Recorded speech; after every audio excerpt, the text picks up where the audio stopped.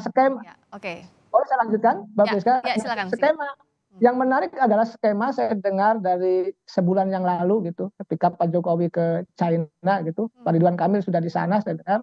Lalu saya dapat kabar bahwa skema Golkar memang ada di Prabowo, tapi Ridwan Kamil akan keluar, akan bisa menjadi cawapresnya Pak Ganjar. Itu saya sudah Oke. dapat bocoran sebulan yang lalu. Apakah benar atau tidak ya kita lihat saja. Makanya hari ini Oke. muncul nama Ridwan Kamil itu begitu. Ya. Mbak, Ini Mbak Priska. ini menarik loh, bentar. Saya nanti ke Bung Eriko, putaran Ya. terakhir saya ke Bung Doli dulu. Benar atau enggak nih tadi bisik-bisik yang didengar oleh Bung Ujang, dan apa maknanya dimajukannya pendaftaran ini bagi Golkar, dan bagaimana pula hitung-hitungannya untuk Pilpres, dan akankah istiqomah ke Pak Prabowo begitu, Bung Doli? Singkat saja. Ya, kalau soal sebetulnya jadwal pendaftaran ini kita sudah mengetahui ketika kita waktu itu sepakat semua untuk menerima Perpu ya tentang Undang-Undang Nomor 7 Tahun 2017.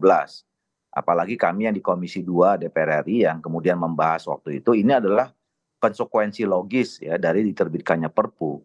Karena waktu itu Perpu mengatur soal jadwal ulang kampanye, terus kemudian berapa lama soal pendistribusian dan pengadaan dan pendistribusian logistik pemilu dan segala macam. Jadi sebetulnya informasi ini buat Partai Golkar bukan sesuatu yang baru, dan ini sudah menjadi bagian dari perhitungan dan skenario kita. Jadi sebetulnya kami tidak ada persoalan dengan soal dimajukan atau jadwal yang sekarang sudah akan ditetapkan oleh KPU yang kemudian nanti akan dikonsultasikan dulu dengan Komisi 2 dan pemerintah gitu.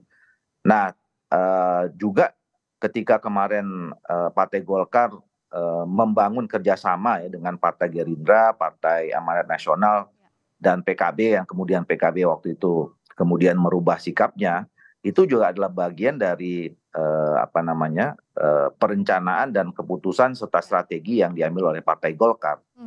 Nah, jadi sebetulnya kita tentu belajar ya bahwa keputusan yang diambil itu adalah keputusan yang dengan sangat pertimbangan yang matang gitu. Jadi insya Allah sampai sejauh ini dan mungkin yang akan datang kita akan tetap konsisten dengan keputusan sebagai konsekuensi kita bekerja sama secara politik dengan Partai Gerindra yang memang sudah punya calon presidennya Pak Prabowo, kita akan di sana. Nah, tinggal persoalannya sekarang adalah kita kan sedang melakukan perundingan ya, terus kemudian pembicaraan-pembicaraan yang intensif siapa yang akan mendampingi Pak Prabowo. Nah, itu yang masih dibahas ya.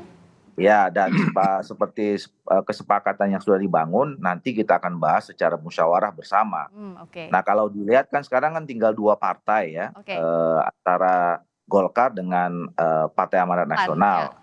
Nah, kalau kami tetap konsisten sampai sekarang bahwa kami nominasi utamanya adalah Pak Hartarto. Tentu dengan kerjasama yang sekarang secara resmi kita bangun. Ya. Oke. Ya. Oke, itu yang sekarang ditunggu oleh Golkar, masih akan dimusyawarahkan. Kalau PDIP apalagi yang ditunggu? Dan tadi soal Mbak Priska, berpengaruh atau enggak? Gimana, Bung Eriko?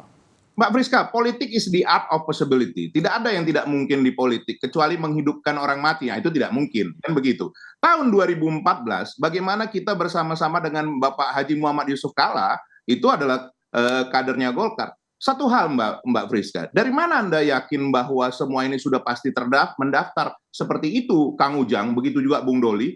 Pada saat nanti pendaftaran dibuka, sesuatu bisa saja terjadi. Apa yang tidak bisa terjadi di dalam dunia politik ini? Kalau kita melihat mencermati akhir-akhir ini, tidak pasti juga. Yang menyatakan diri sudah pasti malah belum pasti. Itu kalau yang kita lihat. Jadi sebenarnya ini sangat menarik. Tapi intinya beginilah Mbak Priska, bahwa jangan lupa partai-partai ini, PDI Perjuangan dengan kerjasama sangat menyadari, yang memilih itu rakyat, bukan elit politik.